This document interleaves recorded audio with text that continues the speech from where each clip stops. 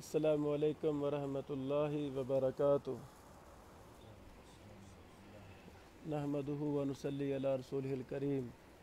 اشہد ان لا الہ الا اللہ وحدہ لا شریک لہ واشہد ان محمدا عبدہ ورسولہ اما بعد۔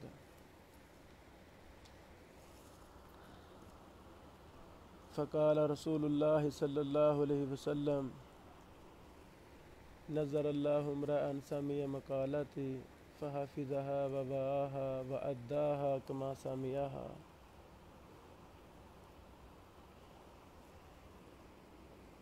اس مبارک حدیث کا مصداق بننے کے لیے ہم نے اپنا اوڑھنا بچھونا حدیث مصطفیٰ صلی اللہ علیہ وسلم کو بنایا ہے۔ خوش قسمت ہے وہ آدمی جس کا مطمع نظر حدیث رسول صلی اللہ علیہ وسلم ہو۔ دارالسنہ للتخصص و تحقیق، یہ ہمارے لاہور کے ادارے کا نام بھی ہم نے سنت کے نام پر رکھا ہے۔ جو ہمارے عزائم ہیں اس ادارہ کے حوالہ سے اللہ رب العالمین ہمیں ان میں کامیابی عطا فرمائے۔ پہلا یہ سوال ہے کہ یہ ہم نے دورہ لاہور میں کیوں شروع کیا؟ اس کا میں جواب اپنے دل کی آواز، اپنے دل کا غم بیان کرنا چاہتا ہوں۔ کس چیز نے مجھے مجبور کیا کہ ہم کوئی بہت اہم قدم اٹھائیں، ورنہ ہم تو دیہاتی لوگ ہیں، ہمارا قصور میں ادارہ ہے اور ہم حسین خان والا ہمارا گاؤں ہے، انڈیا بارڈر کے ساتھ وہاں رہتے ہیں، ادھر ہی ہمارے لکھنے پڑھنے کے سارے کام ہیں۔ سال ہر سال میں لاہور نہیں آتا، تو وہ کون سی وجوہات ہیں؟ میں نے اپنے آپ کو مجبور کیا کہ نہیں، ہم کم از کم ایک رات لاہور کے لیے خاص کریں۔ پہلی وجہ یہ کہ اللہ تعالی ہم سے راضی ہو جائے، اللہ کی رضا مقصود ہے اور کوئی مقصود نہیں۔ دوسری وجہ، کرونا کے مہینوں میں ہمارے اساتذہ، ہمارے محدثین جن پر ہمیں فخر تھا وہ سارے ہمیں چھوڑ گئے۔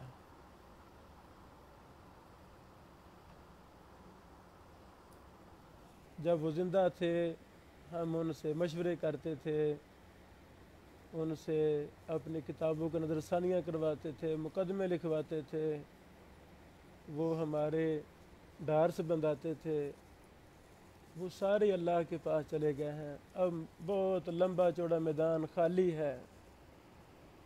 لاہور سے ہماری محبوب شخصیت فضیلت الشیخ مفسر قرآن حافظ صلاح الدین یوسف رحمہ اللہ، ان کے ساتھ ہمارا بہت اچھا رابطہ تھا۔ کتنا بڑا خلا تصنیف و تحقیق کے میدان میں پڑا ہے۔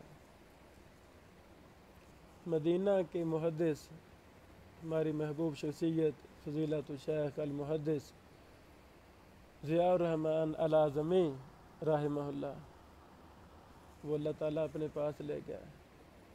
کتنا بڑا خلا فن حدیث میں لازم آیا ہے۔ الی آخرہ دیگر کئی کبار محدثین، شیخ الحدیث یونس بٹ صاحب رحمہ اللہ سلفیہ والے، فضیلت الشیخ پروفیسر ثناء اللہ خان اللہ اکبر رحمہ اللہ لاہور والے، شیخ برنی صاحب حافظہ اللہ کے والد محترم، شیخ عبدالرحمن لدھیانوی صاحب رحمہ اللہ وغیرہ وغیرہ۔ تو میرے عزیزو، ہم اللہ کی رضا پہ راضی ہیں، تو اس چیز نے مجبور کر دیا کہ یہ جو بہت بڑا خلا ہمارے علماء کی اٹھ جانے سے پیدا ہوا ہے۔ چلو ہم خلا پر تو نہیں کر سکتے، ہمیں کوشش تو کرنی ہے۔ ہو سکتا ہے ہماری اسی بابرکت مجلس کی وجہ سے کوئی حافظ صلاح الدین یوسف ثانی پیدا ہو جائے، ہماری ٹوٹے پھوٹے الفاظ کی توجہ کی وجہ سے کوئی محدث ضیاء الرحمن الاعظمی رحمہ اللہ ثانی پیدا ہو جائے، جو عزم کر لے کہ میں نے انقلابی کام کرنا ہے، میں نے اس خلا کو پر کرنا ہے۔ ممکن ہے، اللہ تعالیٰ کے ہاں کوئی بھی چیز ناممکن نہیں ہے، سب کچھ ممکن ہے، بس ہمیں توجہ کرنی ہے۔ تیسری وجہ وہ یہ ہے کہ ہم سے محبت کرنے والے ہمارے احباب پورے پاکستان سے وہ ہمارے گاؤں آتے ہیں بیچارے، اتنا لمبا چوڑا سفر کر کے، پشاور سے، کراچی سے، ہند سندھ سے ہمارے گاؤں، تو ہمیں بھی پریشانی آتی تھی کہ یہ بھائی کتنا لمبا سفر کرتے ہیں، کیوں نہ ہم اپنے بھائیوں کے سفر کو آسان کرنے کے لیے ہم ان کو لاہور میں اکٹھا کر لیں۔ ایک یہ بھی وجہ بنی۔ ابھی چونکہ ہم نے اوپن اعلان نہیں کیا، فلیکس وغیرہ اشتہار نہیں بنائے، انشاءاللہ جہاں کئی سو ہمارے بھائی ہمارے محبت کرنے والے یہاں جمع ہوا کریں گے اللہ کی رحمت اور توفیق سے انشاءاللہ العزیز۔ ایک اور بڑی وجہ جو میرے ذہن میں ہے، رسول اللہ صلی اللہ علیہ وسلم نے ارشاد فرمایا، لا یؤمن احدکم حتی یحب لأخیہ ما یحب لنفسہ۔ آپ کے بھائی ابن بشیر نے جو اپنے لیے پسند کیا ہے مشن، زندگی کا مشن، وہ میں چاہتا ہوں وہ میں اپنے بھائیوں میں منتقل کر دوں، یعنی وہ رستہ، وہ منہج، وہ مشن، وہ 24 گھنٹے کی زندگی جس پر میں خود گامزن ہوں، تو وہی سوچ، وہی منہج، وہی فکر، وہی ٹارگٹ، وہی ہم اور غم، وہ میں اپنے برخورداروں میں، اپنے علماء کرام بھائیوں میں، بیٹوں میں منتقل کر دوں۔ ہو سکتا ہے اللہ تعالیٰ میری اس ٹوٹی پھوٹی رہنمائی سے ایسے افراد پیدا کر دے جو مجھ سے بڑے بڑے کارنامے سر انجام دینے والے ہوں، اور یہ حدیث رسول صلی اللہ علیہ وسلم کا تقاضا بھی ہے، لا یؤمن احدکم حتی یحب لأخیہ ما یحب لنفسہ۔ ایک اور بڑی وجہ جس نے ہمیں مجبور کیا کہ لاہور میں ایسا ریسرچ سینٹر، ایسا تخصص کا ادارہ قائم کیا جائے جس کا مدارس میں فقدان ہے۔ ماشاءاللہ ہمارے مدارس بہت بڑی رحمت ہیں، جہاں علماء، اساتذہ، خطباء، مدرسین تیار ہو رہے ہیں، اللہ تعالیٰ ان مدارس کو سلامت رکھے۔ تو یہ شعبہ تصنیف و تحقیق کا، یہ اس میں بہت بڑی کمی ہے، خلا ہے، ہمارے مدارس میں توجہ نہیں ہے۔ تو ہم اپنا حصہ ڈالنے کے لیے کہ شاید ہماری توجہ کی وجہ سے آپ ہم سے سیکھیں، آپ اپنے اپنے مدارس میں تصنیف و تحقیق کو مستقل ایک شعبہ قائم کریں، اور یہ جو خلا ہے فن تصنیف و تحقیق، یہ انشاءاللہ اس طرح پر ہوگا، کیوں نہیں ہوگا؟ جب ہم تاریخ اسلام کا مطالعہ کرتے ہیں، ہمیں چھوٹی چھوٹی عمر کے محدثین ملتے ہیں۔ عمر کتنی ہے؟ 20 سال ہے کون؟ محدث۔ عمر کتنی ہے؟ 16 سال ہے کون؟ محدث۔ 30 سال عمر ہے، کون ہے جی؟ یہ جی محدث ہے، جی شیخ الاسلام ہے۔ اللہ اکبر۔ وہ منہج جو محدثین کا تھا،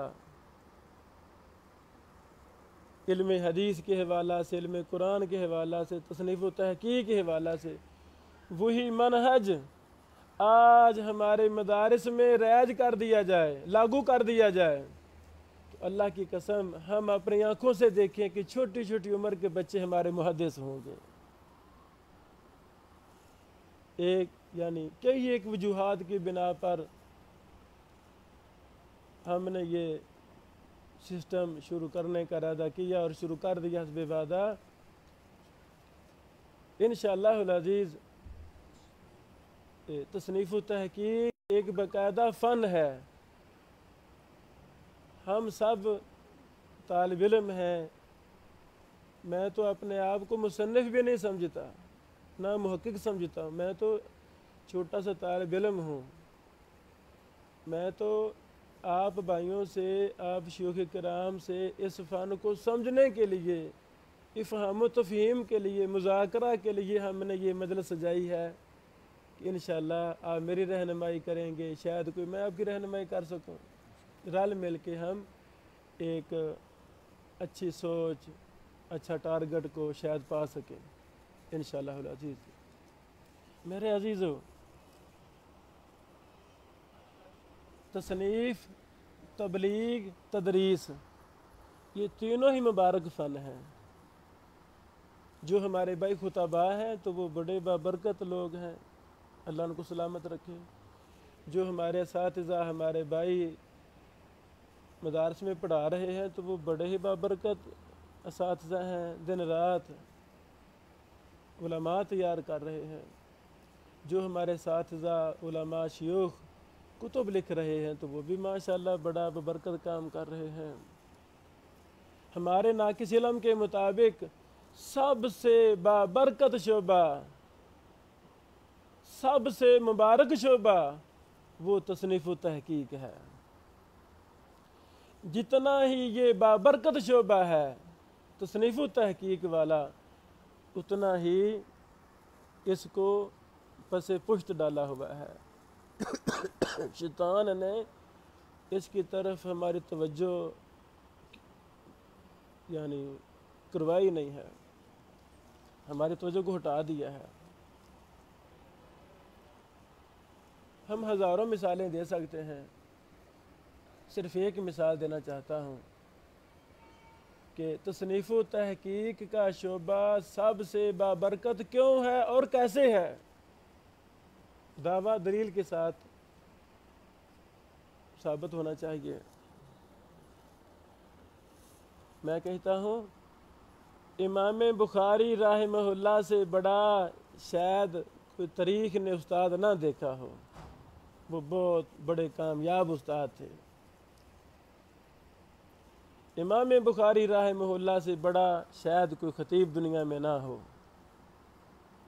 آپ کا کیا خیال ہے کہ امام بخاری رحمہ اللہ کو ہم کس وجہ سے یاد کرتے ہیں؟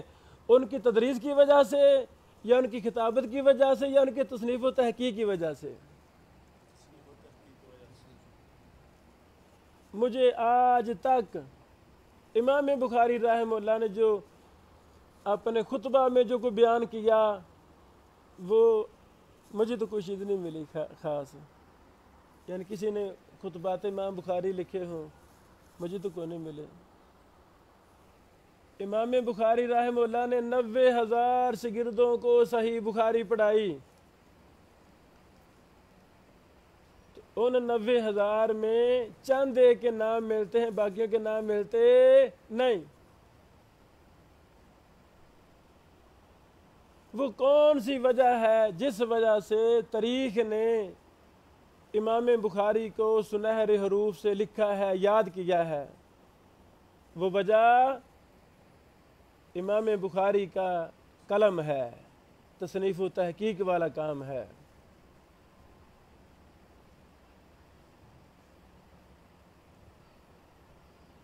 ایک ہی مثال کافی ہے، ورنہ ہزاروں مثالیں ہم دے سکتے ہیں۔ میرے عزیزو، آپ اپنے گھر کی بیٹھک میں بیٹھ کر اپنے قلم کو حرکت دینا شروع کر دیں، لکھنا شروع کر دیں،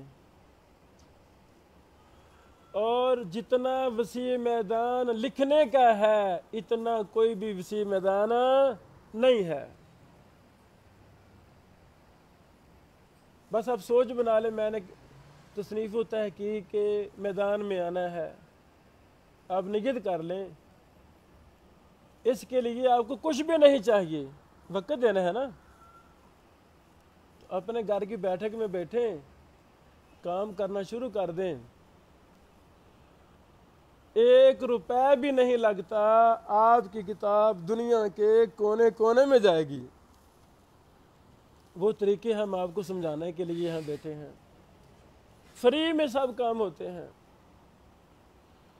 میں تو کہا کرتا ہوں، وہ پریس شاید بیروت میں پریس نہیں ہے، دارالسلام کے پاس وہ پریس نہیں ہے، قدوسیہ اسلامیہ یہ ہمارے بھائیوں کے ادارے، ان کے پاس وہ پریس نہیں ہے جو پریس آپ کے پاس ہے۔ دنیا کا قیمتی ترین پریس آپ کے گھر میں لگا ہوا ہے، آپ کے پاس ہے، اب وہ اس کا ہم استعمال نہیں پتا۔ تو ہم نے وہ طریقے 100 سے زیادہ طریقے ہیں ہمارے علم میں کہ آپ اپنے گھر میں بیٹھ کے کتاب کو دنیا کے گھر گھر میں پہنچا سکتے ہیں۔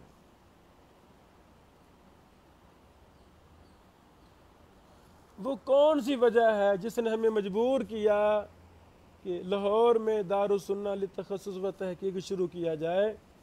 ایک وجہ یہ مزید میں بیان کرنا چاہتا ہوں۔ فرقے باطلہ، فرقے ضالہ، ان کی لمبی چوڑی ٹیمیں اخباروں کے اندر، ٹیلی ویژن کے اندر، انٹرنیٹ میں، ہر جگہ پر وہ لگے ہوئے ہیں، مسلسل لکھ رہے ہیں۔ یہ ہم جو اہل حق ہیں، ہم ان میدانوں میں صفر ہیں۔ جن میدانوں میں وہ 100/100 کام کر رہے ہیں، اپنے ضلالت و گمراہیوں کو عام کر رہے ہیں، ہم وہاں صفر ہیں۔ مثلا ایک مثال بھی دے دیتا ہوں، انگلش اخباروں میں کون ہیں جو مضامین لکھ رہے ہیں؟ وہ فرقے ضالہ والے ہیں۔ ہماری طرف سے ایک بھی ایسا لکھاری نہیں ہے جو قرآن و سنت اور محدثین کے منہج کو انگلش زبان میں عام کرے، ان اخباروں کے اندر ہے ہی نہیں۔ ہماری یہ خواہش ہے کہ ہم یہاں کئی زبانوں میں افراد کھڑے کریں گے۔ ہمارے پاس پاکستان میں ایسے قیمتی ہیرے ہیں جو ایک نہیں متعدد زبانوں میں ماہر ہیں، انگلش میں، سریانی میں، عبرانی میں اور دیگر کئی ایک زبانوں میں ماہر ہیں۔ وہ بھی انشاءاللہ آپ کے پاس ہم ان کو بھی بٹھایا کریں گے، تاکہ جس مشن میں ہمارا کوئی بھائی آگے نکلنا چاہتا ہے اس کی 100% اسی میں رہنمائی کی جائے اور وہ آگے نکلے۔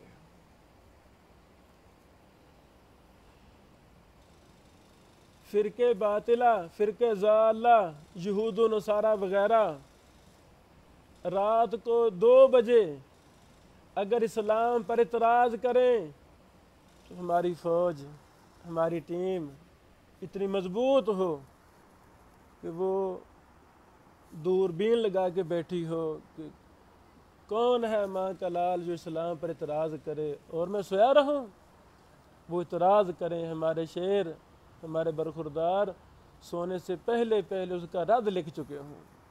ایسے لوگ چاہیے کہ نہیں چاہیے؟ چاہیے، پراپر ٹیمیں چاہیے۔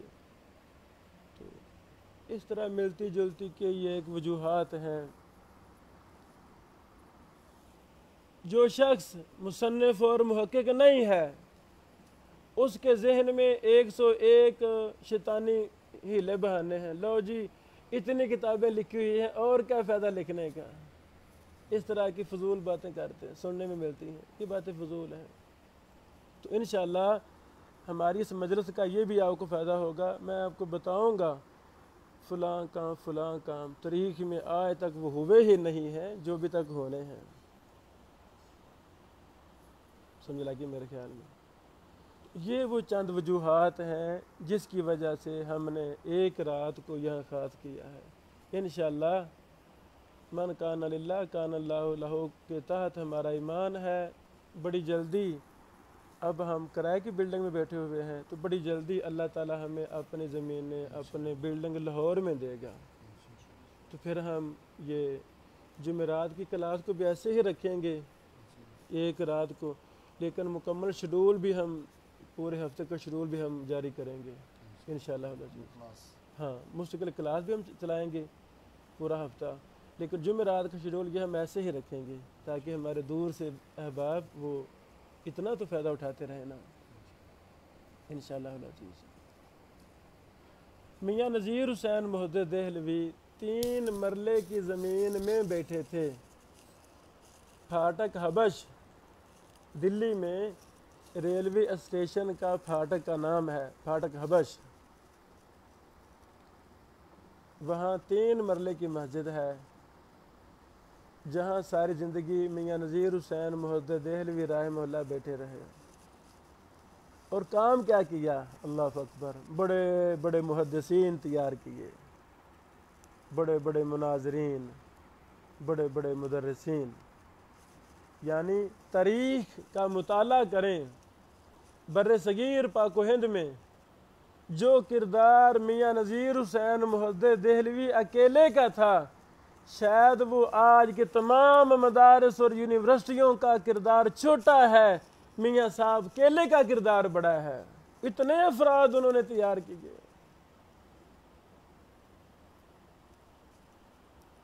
کیسے تیار کیے، کیا طریقہ کار تھا، اس پر میرا دراسہ ہے. وہ میں پی ڈی ایف شکل میں آپ کے گروپ کے اندر میں وہ نشر کروں گا، وہ پڑھنا ہے آپ نے انشاءاللہ. آپ حیران ہوں گے کہ میاں صاحب کا طریقہ کار کیا تھا. وہ 15-20 وجوہات میں نے لکھی ہیں، آگے دلائل دیے ہیں، حوالے دیے ہیں کہ آج بھی اگر ہمارے مدارس میں میاں نذیر حسین محدث دہلوی رحمہ اللہ کا منہج تدریس لاگو کر دیا جائے تو آج بھی انہی مدارس سے محدثین تیار ہونا شروع ہو جائیں گے.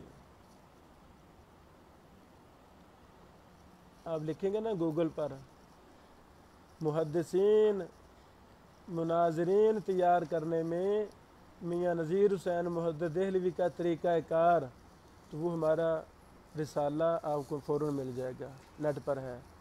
ہم وہ آپ کو ادھر مہیا کریں گے کلاس روم میں انشاءاللہ. تو یہ سب سے پہلے میں تفصیل کے ساتھ چیزیں بیان کرنا چاہتا تھا کہ وہ وجہ کیا ہے کہ ہم نے لاہور میں ایک رات کو دینا شروع کیا. اللہ تعالیٰ ہمیں اس مجلس کو بابرکت بنائے، اور جس عظیم مشن کے لیے ہم یہاں بیٹھے ہیں، ہم طالب علم ہیں. طالب علم بھی اس سے بھی ہم کو کم درجہ ہے تو ہم وہ ہیں. تو ہمیں کوئی ناز نہیں ہے، نہ کوئی ہمیں دعویٰ ہے کہ ہم مصنف ہیں. نہیں، ہم تو سیکھنے کے لیے بیٹھے. میں آپ سے سیکھوں گا، آپ مجھ سے سیکھیں گے، ہم ایک دوسرے کی رہنمائی کریں گے. شاید کوئی اچھی بات ہم سے نکل جائے اور کل کو ہماری ایک پوری لجنہ بن جائے، پورا ادارہ بن جائے مصنفین کا، محققین کا. یہ شیخنا ہمارے شیخ محترم حدیث کی شرح پر کام کر رہے ہوں، یہ ہمارے وزیر آباد کے شیخ محترم یہ قرآن کی تفسیر پر کام کر رہے ہوں، یہ ہمارے بیجر و تعدیل پر کام کر رہے ہوں، وہ فرقہ باطلہ پر کام کر رہے ہوں. یہ ممکن ہے نا؟ اللہ اکبر. چھوٹی عمر میں سوچ اور منہج مل جائے نا تو وہ انسان بہت آگے نکل جاتا ہے. پریشانی یہ ہے کہ وہ فارغ بھی ہو جاتے ہیں، کوئی منہج ٹارگٹ نہیں ملتا. ایک واقعہ سنانا چاہتا ہوں. مدینہ یونیورسٹی میں اللہ اکبر شہید ملت انشاءاللہ علامہ احسان اللہ ظہیر رحمہ اللہ، ان کا دور تھا شروع میں. اس دور میں شیخ البانی صاحب وہاں پڑھاتے تھے رحمہ اللہ. حافظ ثناء اللہ مدنی صاحب جامعہ رحمانیہ کے شیخ الحدیث، ہمارے استاد محترم الامام المسند، وہ بھی وہاں پڑھتے تھے۔ حافظ عبدالسلام کیلانی صاحب رحمہ اللہ، کیلانی خاندان کے عظیم شاہ سوار بزرگ، وہ بھی وہاں پڑھتے تھے، وغیرہ وغیرہ۔ انہوں نے آپس میں میٹنگ کی، تمام پاکستانی علماء نے مدینہ میں میٹنگ کی۔ میٹنگ کیا کر رہے ہیں کہ جی بتاؤ آپ نے زندگی میں کیا کام کرنا ہے، ابھی سے ہم اپنی سوچ کو متعین کر لیں، زندگی ساری پھر اسی پر گزاریں۔ علامہ احسان اللہ ظہیر رحمہ اللہ رحمتاً واسعہ بولے میں جی فرقے باطلہ پر کام کروں گا، ماشاءاللہ، اور حق ادا کر دیا۔ حافظ ثناء اللہ مدنی صاحب ہمارے استاد محترم حافظ اللہ بشفا، بیمار ہیں بیچارے، اللہ ان کو شفا دے، وہ بولے کہ میں حدیث کی خدمت کروں گا، اور حدیث کی خدمت کا حق ادا کر دیا۔ ترمذی کی شرح جائزۃ الاحوذی 4 جلدوں میں شائع کی، استاد لکھی۔ شمال ترمذی اس کی شرح لکھی استاد محترم، وہ بھی چھپ گئی ہے۔ علل ترمذی کی بھی شرح لکھی ماشاءاللہ۔ فتاوی ثنائیہ مدنیہ 3-4 جلدیں چھپ گئی ہیں۔ اب ہمارے استاد محترم بخاری کی شرح لکھ رہے ہیں، اللہ استاد محترم سے یہ مبارکاں بھی لے لے، اور بھی کئی کام کیے ہمارے استاد محترم نے۔ یہ فائدہ ہو گیا نا کہ زمانہ طالب علمی میں ٹارگٹ اور منہج متعین ہو گیا کہ میں نے زندگی اس پر گزارنی ہے، تو کتنا فائدہ ہوا۔ تو آپ کے ضرور ٹارگٹ ہوں گے انشاءاللہ، اگر نہیں پہلے کوئی ٹارگٹ تو اب ہم نے ٹارگٹ متعین کرنا ہے کہ میں نے زندگی اس منہج پر گزارنی ہے، تو اللہ تعالیٰ بڑا کام لے لے گا، اللہ تعالیٰ بڑا کام لے لے گا۔ ہماری دعا ہے انشاءاللہ، کوشش بھی ہے 5-6 ماہ تک لاہور میں اللہ تعالیٰ ہمیں اپنا ادارہ مستقل دے دے گا انشاءاللہ۔ جو اللہ کے لیے نکلتا ہے اللہ اس کی مدد کرتا ہے، ہمارا ایمان ہے۔ وآخر دعوانا ان الحمد للہ رب العالمین۔